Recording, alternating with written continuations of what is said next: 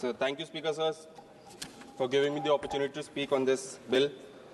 Sir, firstly, on behalf of my party and my leader, Shri Akhilesh Yadav ji, I would like to oppose this bill.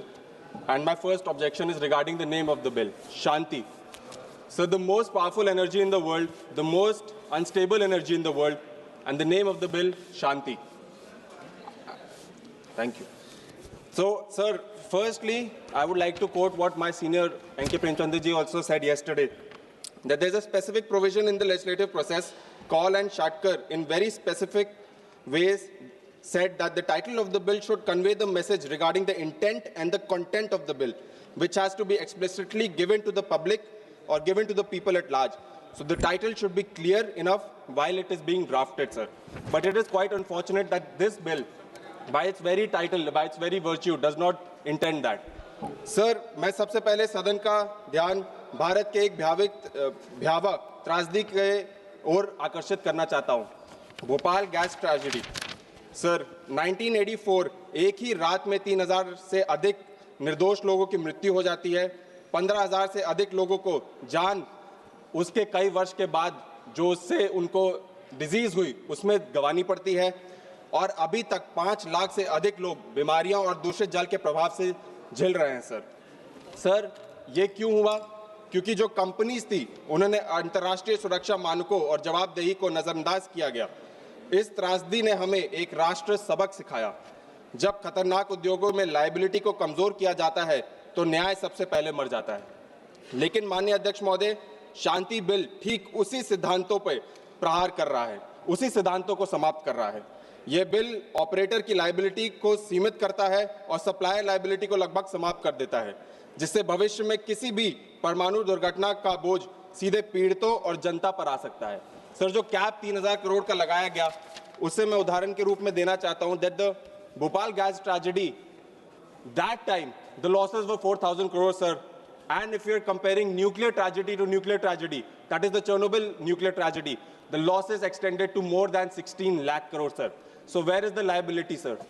Sir, 2010 में जब civil liability nuclear damage act लाया गया था, तब खुद भाजपा के वरिष्ठ नेता आदरणीय श्री एल.के. आडवाणी जी ने स्पष्ट चेतावनी दी थी कि परमाणु सहयोग कभी भी राष्ट्र सुरक्षा और सार्वजनिक सुरक्षा की कीमत पर नहीं होना चाहिए.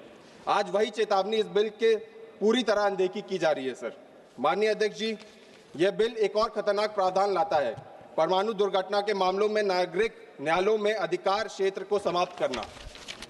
आर्टिकल 81 के तहत पीड़ितों को न्यायालय में जाने का अधिकार ही छीन लिया जाता है, जबकि हम जानते हैं कि परमाणु आपदाएं पीड़ितों और पीढ़ियों तक असर डालने वाला क्षति पैदा करती है. सर, फिर भी अदालतों को बाहर रखना यह न्याय का नहीं, अन्याय का एक रास्ता है. माननीय अध्यक्ष महोदय, मैं न्यूक्लियर वेस्ट पे बोलना चाहता हूं. यह बिल न्यूक्लियर वेस्ट और जल सुरक्षा जैसे गंभीर मुद्दों पे भी पूर्णतः मौन है. दुनिया के समृद्ध देश आज तक रेडियो एक्टिव वेस्ट को सुरक्षित रूप से निपटने में विफल रहे हैं. सर, भारत के पास आज तक न्यूक्लियर वेस्ट के लिए कोई भी स्थायी स्थल नहीं है.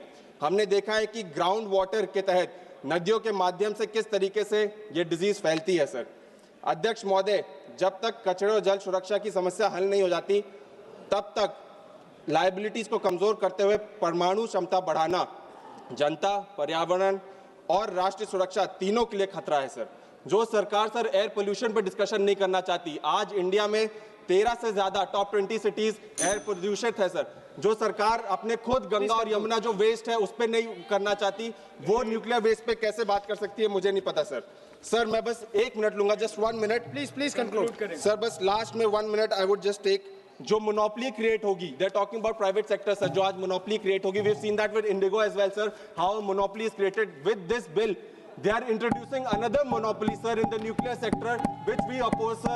And mark my words, this monopoly will get created and tomorrow the people of India will suffer because sir, sir, I would like to tell this government, we might have political differences, we might have ideological differences, but in the national interest we are with you.